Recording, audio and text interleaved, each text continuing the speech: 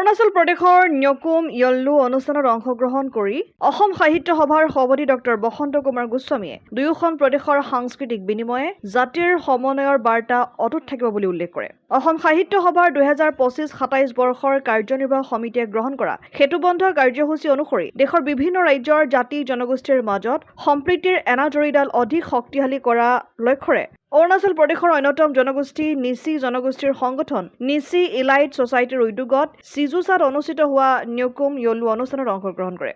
অসম সাহিত্য সভাৰ সভাপতিগৰাকীক অৰুণাচলৰ পৰম্পৰাৰে বৃহৎ সাংস্কৃতিক দলে সম্ভাষণ জনায়। অনুষ্ঠানত যোৰহাটৰ কেন্দ্ৰীয় কাৰ্যালয় সম্পাদক ডক্টৰ জ্যোতিৰেখা হাজৰিকা, সাংগঠনিক সম্পাদক অপূৰ্ব ফুকন, লখিমপুৰ জিলা সাহিত্য সভাৰ নৱনিৰ্বাচিত সম্পাদক প্ৰবীণ হাজৰিকা, সচিব অশোক সেনাপতি, মুক্ত শিক্ষা সংসদৰ আহ্বায়ক টুফেল জিলানীকে প্ৰমুখ্য কৰি বহুকেইজন বিষয়ববীয়া অংশগ্ৰহণ কৰে। অসমকে ধৰি 7 ভনী ৰাজ্যসমূহৰ সকলো জনগোষ্ঠীৰ মাজত ঐক্য আৰু সংহতি বাণী বিতৰণৰ বাবে উপস্থিত হোৱা সকলোকে নিচি ইলাইট ছ'চাইটিৰ তৰফৰ পৰা কেন্দ্ৰীয় সম্পাদক হেৰি মাৰিঙে সভাপতিত্ব কৰা অনুষ্ঠানটোত অসমৰ বিহু নৃত্যকে ধৰি অৰুণাচল প্ৰদেশৰ স্থানীয় নৃত্যসমূহ প্ৰদৰ্শন কৰে। নাৰায়ণপুৰৰ পৰা ৰাজেন বৰুৱাৰ ৰিপৰ্ট, অসম আদিত্য। NKS হুণ্ডাইলৈ স্বাগতম।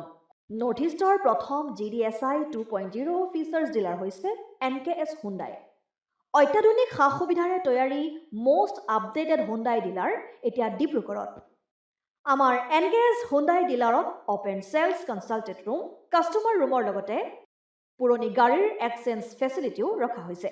ইয়াত চেলছৰ লগতে ছাৰ্ভিচ ছেক্টৰৰ সুন্দৰ সুবিধা আছে। প্ৰয়োজনীয় সকলো এডভান্স টুলছ, হুইল বেলেন্সিং, এলাইনমেণ্টৰ অত্যাধুনিক machine, post hydraulic lift, fully train men পাৱাৰৰ লগতে nitrogen gas filling facility, fully automatic car washer ফেচিলিটিও আছে।